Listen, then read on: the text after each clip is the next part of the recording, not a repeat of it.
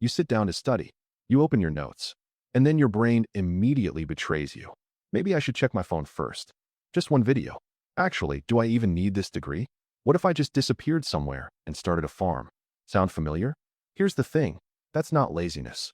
That's your brain doing exactly what it was designed to do: avoid discomfort. And nobody ever taught you how to push past it. So instead, you do what every student does.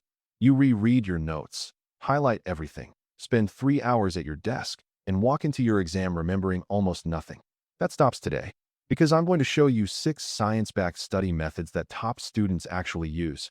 And by the time we reach the final tip, you'll understand why everything you've been doing up until now has been working against you. Don't skip ahead. The last one changes everything. Tip number 1. Trick your brain into starting. Your brain doesn't hate studying. It hates starting. There's a concept called Parkinson's Law. Work expands to fill the time you give it. Tell yourself you have 3 hours to study, and your brain will drag those 3 hours out with distractions, snack breaks, and fake productivity. So here's the fix.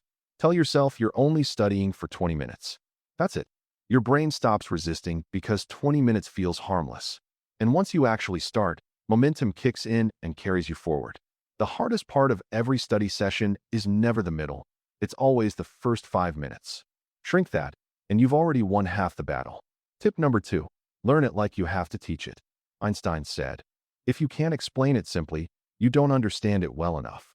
And he was absolutely right. Most students read through their notes, think they understand the material, and then completely blank in the exam. That's not a memory problem. That's a comprehension problem. You recognize the words. You never truly understood the concept. Here's what you do instead. After studying a topic, close your notes and explain it out loud like you're teaching a complete beginner. No complicated terms. No hiding behind definitions. Just simple, clear language.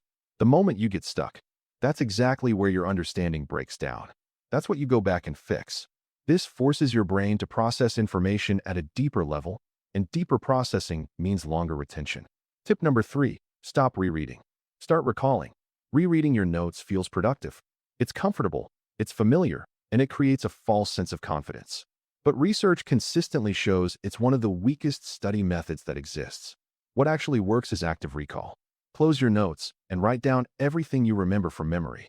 Use flashcards, but genuinely test yourself instead of just reading through them. Answer practice questions before you feel ready. Here's why this feels harder, because it is harder. Every time you struggle to pull information from your brain, you're physically strengthening the neural pathway that holds it. The difficulty is the point. Uncomfortable in the moment, unstoppable in the exam. Tip number 4. Use urgency to your advantage. You know that razor-sharp focus you get in the final hour before a deadline? That's urgency doing its job, cutting through every distraction and forcing your brain to lock in. The good news is you don't have to wait for a deadline to feel that way. Set a 30-minute timer. Study like something is genuinely on the line. Phone face down, notifications off, full focus. When the timer ends, take a real 5-minute break. Move around, breathe, let your brain reset. Then repeat. Short focused sprints beat long distracted sessions every single time.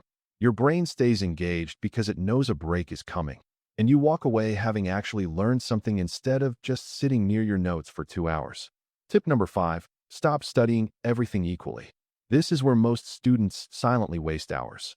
They open their notes from page 1, work through everything at the same pace, and run out of time before they ever reach the material that actually matters. The 80-20 rule fixes this. 80% of your exam results come from just 20% of the material. Your job is to find that 20% and attack it first.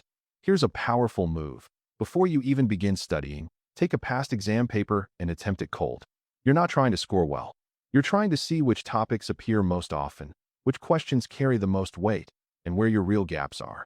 Then build your entire study plan around those things. Less time wasted, more marks earned. The final tip, and this one nobody talks about.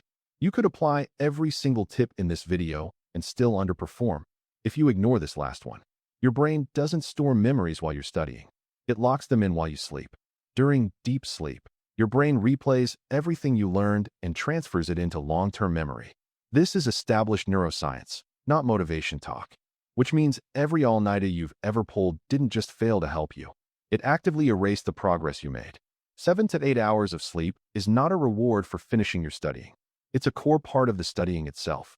And one more thing, exercise. Even a short walk after a study session has been shown to significantly boost memory retention. It increases blood flow to the brain and reduces the stress hormones that block learning. You don't need an hour at the gym. You just need to move. Protect your sleep. Move your body.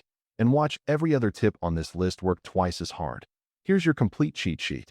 Shrink the start to beat procrastination. Teach what you learn to expose the gaps. Test yourself instead of rereading. Study in focus sprints. Attack the high-value material first. And treat sleep and movement as part of your study routine, because they are. The students who consistently outperform aren't more talented. They just stopped fighting their brain and started working with it. Now you know how. Pick one tip and use it today, not tomorrow, today. Because the difference between where you are and where you want to be is not ability. It's just the decision to start differently.